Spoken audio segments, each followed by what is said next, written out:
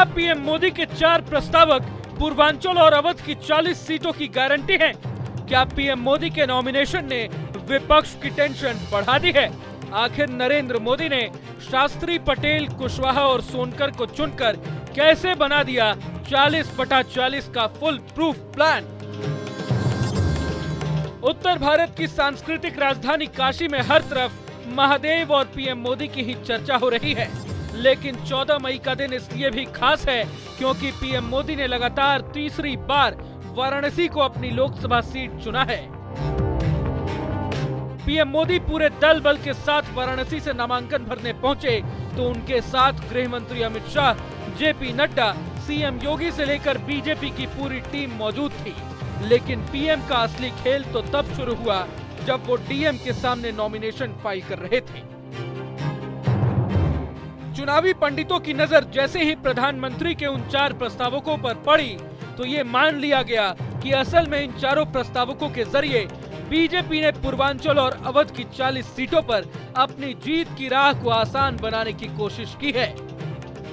असल में पूर्वांचल की 26 सीटों और अवध की 18 सीटों पर कई बार जातियों के आधार पर जीत और हार का फासला तय होता है। इस बार भी समीकरण कुछ ऐसा ही है। हालांकि यूपी में बीजेपी काफी मजबूत होने का दावा कर रही है, लेकिन कुछ पॉलिटिकल एक्सपर्ट्स का मानना है कि 2024 में पूर्वांचल और अवध की कई सीटों पर बीजेपी की मुसीबत पड़ सकती है। लेकिन आपको बता दें कि पीएम मोदी ने 3 अहम जातियों के नागरिकों को अपना प्रस्तावक चुनकर इस बाधा को भी पार कर लिया है। चूंकि पीएम मोदी के 4 प्रस्तावक पंडित गणेश शास्त्री, बैजनाथ पटेल, लालचंद कुशवाहा और संजय सोनकर ब्राह्मण, ओबीसी और दलित जैसे 3 अलग अलग वर्गों से आते हैं, इसलिए इसे बीजेपी का जातिगत वोट बैंक साधने का एक बड़ा कदम माना जा रहा है। लेकिन सवाल उठता है, कैसे? असल में यूपी का पूर्वांचल इलाका अपनी एक अलग सियासत लेकर आता है। इस क्षेत्र से लोकसभा की कुल 26 सीटें निकलती हैं। पूरे यूपी की 32% आबादी पूर्वांचल में ही रहती है। खास बात यह है कि राजभर निषाद और चौहान जाति का यहाँ बोलबाला रहता है।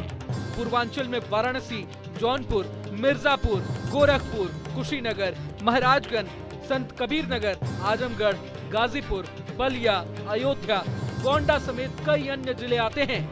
पूर्वांचल के बाद अगर यूपी में किसी क्षेत्र को सबसे बड़ा माना जाता है तो वो अवध है। अवध में किसी भी पार्टी के लिए जीत का मतलब होता है कि पूर्वांचल में भी अच्छा प्रदर्शन होने वाला है। खास बात यह है कि अवध में सवर्णों के साथ ओबीसी वोटर्स निर्णायक भूमिका में होते हैं। अवध से कुल लोकसभा की 18 सीटें निकलती हैं।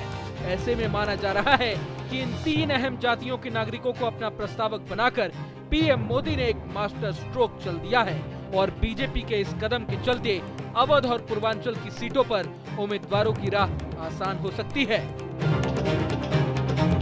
अगर आपको ये वीडियो पसंद आया तो लाइक करें और चैनल को सब्सक्राइब करें। वहीं तमाम बड़ी खबरों के लिए देखते रहें न्यूज़ नेशन।